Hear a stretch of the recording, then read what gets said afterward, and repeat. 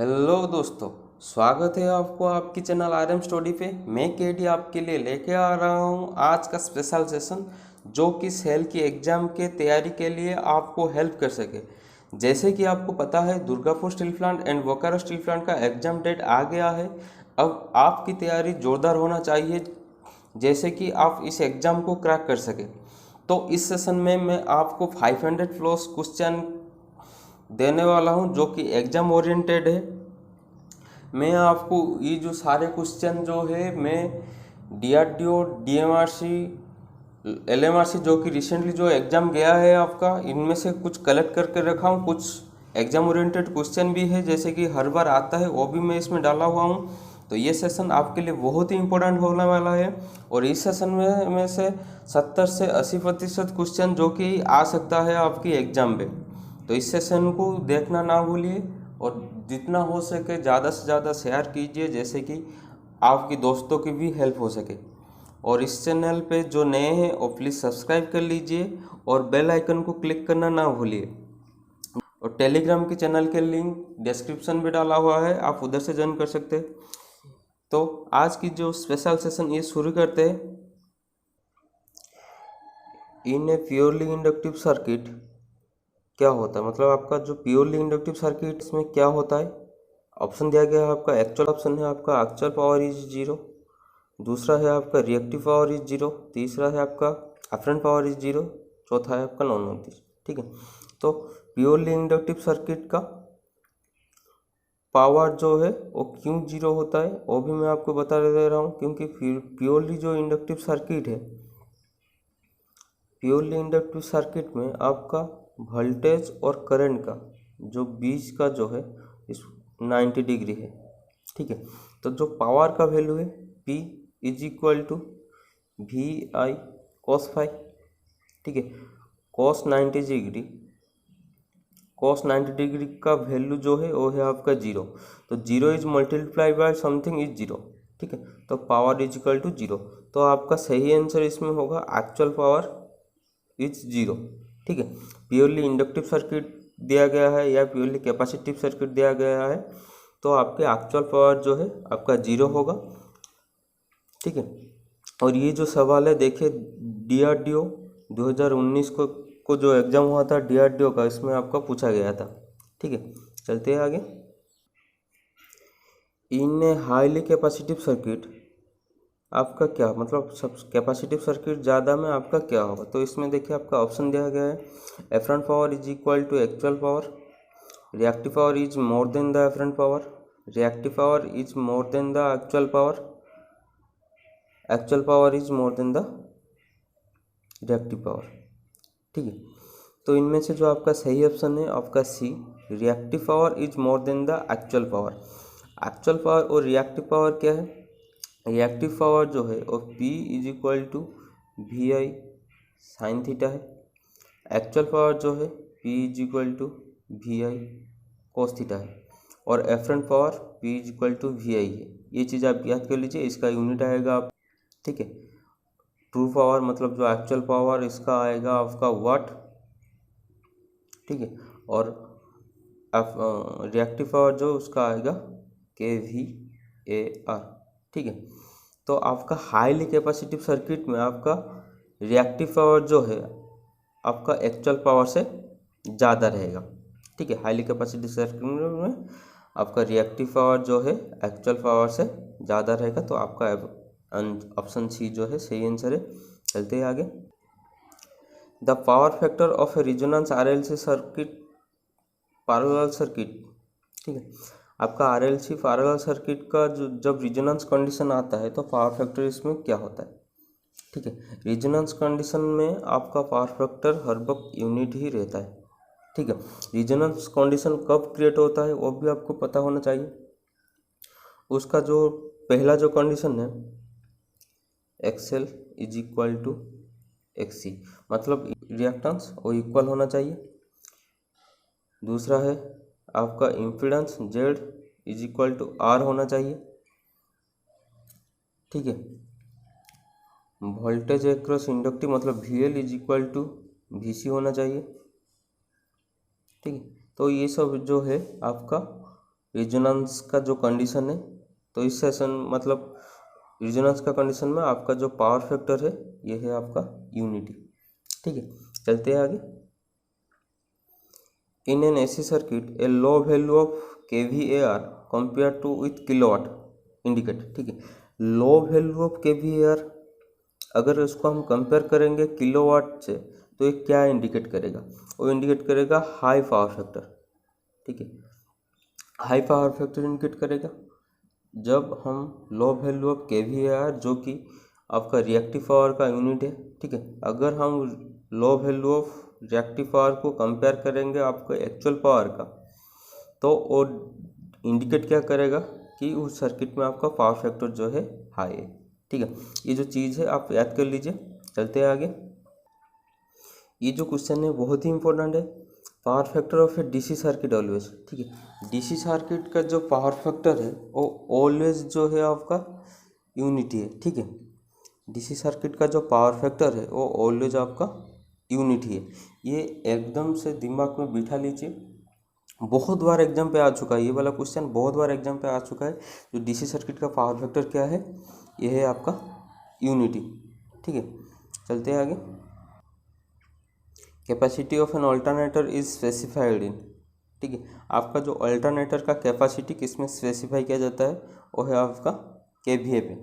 ठीक है, मतलब उसका जो रेटिंग किस में है, अल्टरनेटर का जो रेटिंग किस में किया जाता है, वो आपका केवीए में किया जाता है अल्टरनेटर का रेटिंग। और ये जो सवाल है आपका डीएमआरसी 2020 में पूछा गया था, एलएमआरसी में पूछा गया था, राउरकेला स्टील प्लांट जो हुआ था, राउरकेला स्टील प्लांट में भी पूछा गया था। ठीक है, ऐसे क्वेश्चन जो है वो बार बार पूछता रहता है। ठीक है, तो ये जो चीज़ें है आप यूनिट के ऊपर ध्यान दीजिए। पहली बात आप यूनिट जो है एक इम्पोर्टेंट क्वेश्चन है, मतलब 2 से 3 क्वेश्चन तो सेल में आता ही आता है यूनिट से। पावर फैक्टर का वैल्यू पूछ लेता है पावर फैक्टर, और आपका इंडक्टिव रिएक्टेंस का यूनिट पूछ लेता है, रेजिस्टेंस का। ऐसा कुछ क्वेश्चन ज़्यादा हार्ड नहीं होता है, पर ऐसा यूनिट पूछ लेता है आपको। ठीक है, मैग्नेटिक सर्किट में भी आपका यूनिट आता है। तो आप यूनिट जो है वो है इम्पोर्टेंट, इसमें से 2 से 3 क्वेश्चन आएगा आपका। ठीक है, चलते हैं आगे। Life of positive plate of a lead acid battery is रफली plate. Positive plate lead acid battery और नेगेटिव प्लेट में जो, ठीक है, पॉजिटिव प्लेट और नेगेटिव प्लेट उसका जो लाइफ है कंपेयर करेंगे तो पॉजिटिव प्लेट का half of the negative plate रहेगा। ठीक है, set are use in the cable. ठीक है, जो केबल में आपका 5 पार्ट है। ठीक है, इसमें से जो जो सेट हम यूज करते हैं वो किस लिए यूज करते हैं, ये वाला सवाल जो आपका डीएमआरसी 20 में पूछा गया था, और ये वाला अभी मैं डीएमआरसी सेशन में आपको बता चुका हूँ कि सेट जो है आपका मॉइस्चर को एवॉइड करने के लिए यूज होता है। ठीक है, और मैं उसका 5 पार्ट के बारे में भी बताने वाला हूँ। उसका जो पहला पार्ट आपका आएगा केबल का, वो है आपका पहला का आएगा कोर। ठीक है, उसके बाद आपका आ जाएगा इंसुलेशन।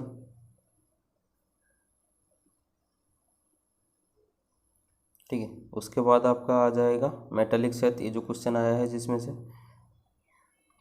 ठीक है, सेट जो यूज होता है एवॉइड फ्रॉम द मॉइस्चर, अगर ऐसा ऑप्शन ना होता तो दिया होगा आपका उधर प्रोटेक्ट फ्रॉम डैम्पनेस। ठीक है, दोनों का जो मीनिंग सेम है, एवॉइड फ्रॉम द मॉइस्चर और प्रोटेक्ट फ्रॉम द डैम्पनेस। ठीक है, उसके बाद आपका आएगा बेडिंग। ठीक है, उसके बाद आपका आर्मोरिंग। आर्मोरिंग है आपका आर्मोरिंग, और आर्मोरिंग ज़्यादातर आपका गाल्वानाइज स्टील में होता है। ठीक है, गाल्वानाइज स्टील में आपका जो है आर्मोरिंग ज़्यादातर होता है। चलते हैं आगे। Unit of magnetic permeability is. ठीक है, ये भी डीएमआरसी 2020 को पूछा गया था आपका। मैग्नेटिक परमेबिलिटी का जो यूनिट है वो है आपका हेनरी पर मीटर। ठीक है, यह आपका मैग्नेटिक परमेबिलिटी का यूनिट।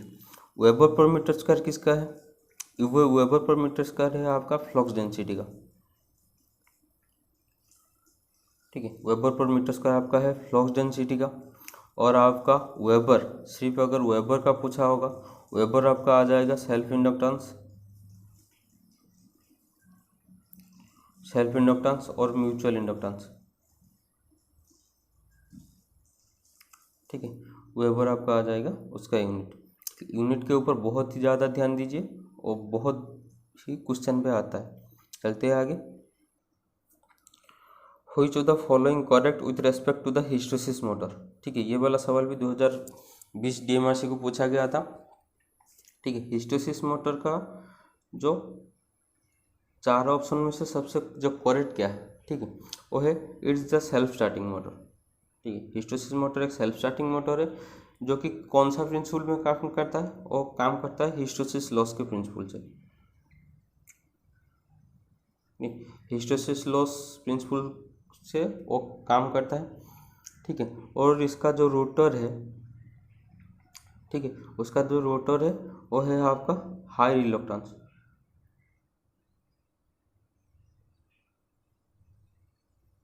ठीक है, हाई रिलक्टेंस का उधर रोटर रहता है। चलते हैं आगे। इन RLC series circuit current will be in phase with the apply voltage. ठीक है, RLC सीरीज सर्किट का करंट अगर इन फेज रहेगा आपका अप्लाइड वोल्टेज के साथ, देन क्या होगा। ठीक है, इसमें से आप चेक कर लीजिए, इन फेज रहता है, इन फेज रहता है मतलब आपका जो पावर फैक्टर है cos फाई, पावर फैक्टर जो है वो 1 आएगा, क्योंकि cos 0 इज इक्वल टू 1। ठीक है, अब ऑप्शन की ओर से चलते हैं। ठीक है, पहला ऑप्शन आपका दिया गया है difference between the inductive reactance and the capacitive reactance is equal to the resistance. ये तो नहीं होगा, पहले कट कर लीजिए। Inductive reactance is equal to the capacitive reactance. ठीक है, देखिए, inductive reactance is equal to the capacitive reactance, मतलब ये बोल रहा है कि सर्किट है आपका रिजोनेंस कंडीशन पे।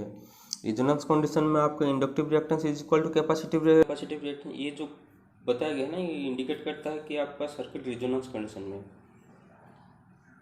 रिजोनेंस कंडीशन पे अगर सर्किट है तो रिजोनेंस कंडीशन का पावर फैक्टर क्या है आपका यूनिटी। ठीक, रिजोनेंस कंडीशन में पावर फैक्टर अगर यूनिटी है उसका मतलब क्या है, आपका सर्किट में करंट एंड अप्लाई वोल्टेज जो है इन फेज है। ठीक है, तो आपका आंसर आ जाएगा option B, inductive reactance is equal to the capacitive reactance. चलते हैं आगे। In a reverse bias PN junction diode the current through the junction increase abruptly at, कहाँ पे आपका ज़्यादा करंट फ्लो करता है, मतलब PN जंक्शन डायोड जो है वो है रिवर्स बायस में कनेक्शन हुआ है। ठीक है, करंट उस जंक्शन के थ्रू से ज़्यादा इंक्रीज करता है कौन सा कंडीशन में, वो है आपका ब्रेकडाउन वोल्टेज, मतलब ज़्यादा जब फ्लो करता है वो है आपका ब्रेकडाउन वोल्टेज। आपका अगर VI कैरेक्टरिस्टिक में बताने वाला हूँ कुछ इस तरह से आएगा उसका VI कैरेक्टरिस्टिक। ये वाला जो फॉरवर्ड रीजन कंडक्शन रीजन है उसका, ठीक है, ये में ज़्यादा शार्प करता है, कुछ इस तरह से रहेगा उसका। ये है उसका नी वोल्टेज। ठीक है, रिवर्स बायस में क्या होगा, आप वोल्टेज इंक्रीज करते रहेंगे बट करंट इंक्रीज नहीं होता रहेगा। ठीक है, एक कंडीशन आएगा जिस तरह आपका जंक्शन ब्रेकडाउन करेगा और बहुत शार्प करंट फ्लो करेगा। जंक्शन ब्रेकडाउन होने के बाद बहुत तेज करंट फ्लो होगा इधर। ठीक है, ये जो कंडीशन है जहाँ पे जंक्शन ब्रेकडाउन करता है उसको हम बोलते हैं ब्रेकडाउन वोल्टेज।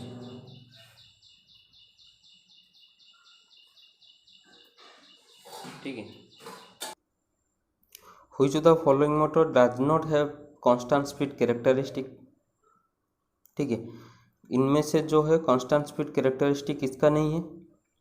पहली बात तो ये है कि ये जो नोट लिखा हुआ है ना, इसको पढ़ने के बाद बहुत बार गलती ऐसा होता है कि ये वाला नोट हमको पता नहीं चलता है।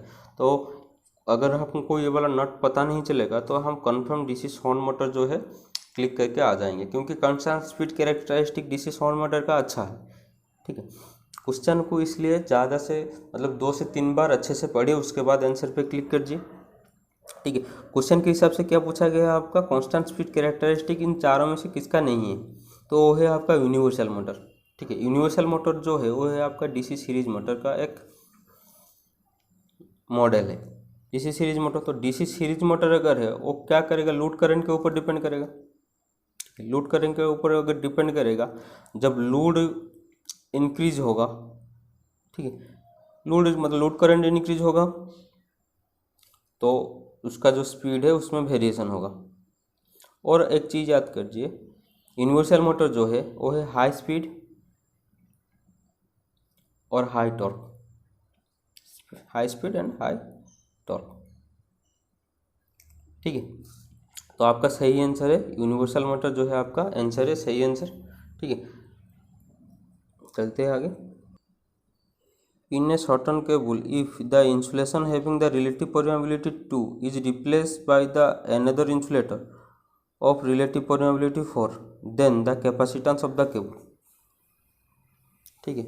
आपका जो एक केबल है, ठीक है, उसका इंसुलेटर का रिलेटिव परमेबिलिटी 2 है, उसको रिप्लेस करेंगे अनदर इंसुलेटर, मतलब अगर उसके बदले हम और एक इंसुलेटर उधर यूज करेंगे जिसका रिलेटिव परमेबिलिटी 4 है, तो उसका कैपेसिटेंस का वेरिएशन क्या होगा। कैपेसिटेंस का वेरिएशन क्या होगा, पहले तो ये समझ लीजिए कि एक फॉर्मूला आपको याद होगा, C is equal to E0 ER A divide by D, ठीक है। ये जो है पहली बार ER जो है ये है आपका रिलेटिव परमेबिलिटी, ठीक है। E0 जो है वो है आपका एब्सोल्यूट परमेबिलिटी, एब्सोल्यूट परमेबिलिटी, ठीक है। वो कैपेसिटेंस के साथ डायरेक्टली प्रोपोर्शनली है। अगर आपका रिलेटिव परमेबिलिटी जो है आपका 2 टाइम इंक्रीज कर रहा है, इधर 2 है इधर 4 हो गया, रिलेटिव टाइम परमेबिलिटी अगर 2 इंक्रीज करता है तो कैपेसिटेंस का वैल्यू भी क्या होगा, बिकम ट्वाइस। ऑप्शन ए वाला ऑप्शन आपका सही आएगा, ठीक है। चलते हैं आगे। The winding in which the turn are distributed 2 और more series connected coil are adjusted slot are called, ठीक है। तो आपका आंसर होगा डिस्ट्रीब्यूटेड वाइंडिंग, और आपका DMRC 20 में भी आ चुका है, ठीक है। चलते हैं आगे। The internal resistance of human including skin approximately the range, ठीक है। आपका बॉडी का जो इंटरनल रेजिस्टेंस है अगर हम इंक्लूडिंग स्किन के थ्रो करेंगे, ठीक है, स्किन को इंक्लूड करके करेंगे तो आपका इंटरनल रेजिस्टेंस बॉडी का कितना आएगा, वो है आपका 500 से लेके 3000 ओम तक आएगा, ठीक है। क्योंकि आपका ह्यूमन बॉडी जो रेजिस्टेंस है वो एवरेज 1000 लिया जाता है, इसमें से मेल का है 1100, फीमेल का है 900, ठीक है। इसलिए एवरेज ह्यूमन बॉडी रेजिस्टेंस 1000 को लिया जाता है। तो अगर स्किन को हम अप्रोक्सीमेटली इंक्लूड करेंगे तो वो आएगा 500 से लेके 3000 ओम तक, ठीक है। चलते हैं आगे। In a domestic wiring size of the earth conductor, size of the earth wire should not be less than, ठीक। डोमेस्टिक वायरिंग का आपका अर्थ वायर का साइज इन चारों ऑप्शन में से किस कौन सा जो है सही ऑप्शन है जिसमें से कम नहीं होना चाहिए, वो है आपका 14 SWG, ठीक है। 14 SWG क्या है, SWG का मतलब है स्टैंडर्ड वायर गॉज, ये वाला भी पूछ लेता है, ठीक है। SWG का फुल फॉर्म क्या है, स्टैंडर्ड वायर गॉज, तो फुल फॉर्म है आपका स्टैंडर्ड वायर गॉज।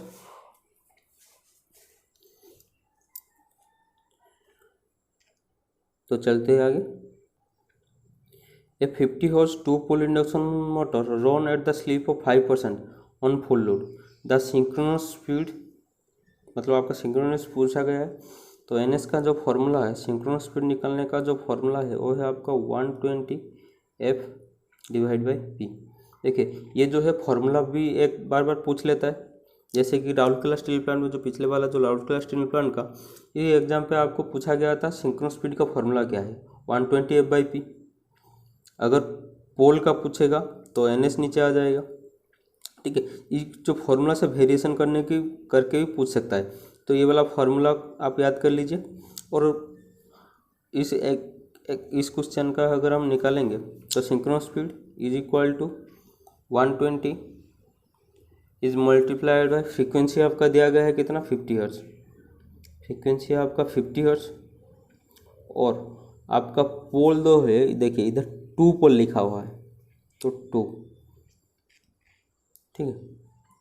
तो इसको अगर हम कट करेंगे, ये वाला 25 से कट हो जाएगा, तो मल्टीप्लिकेशन वैल्यू आपका 3000 आएगा, ठीक है।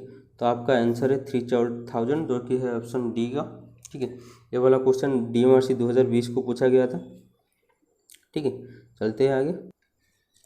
Which of the following property should an insulating material not है, ठीक है। ये चारों ऑप्शन में से कौन सा एक प्रॉपर्टी है जिसमें से आपका इंसुलेटिंग मटेरियल जो उसका प्रॉपर्टी नहीं होना चाहिए, वो है आपका हाई वाटर ऑब्जर्वेशन, ठीक है।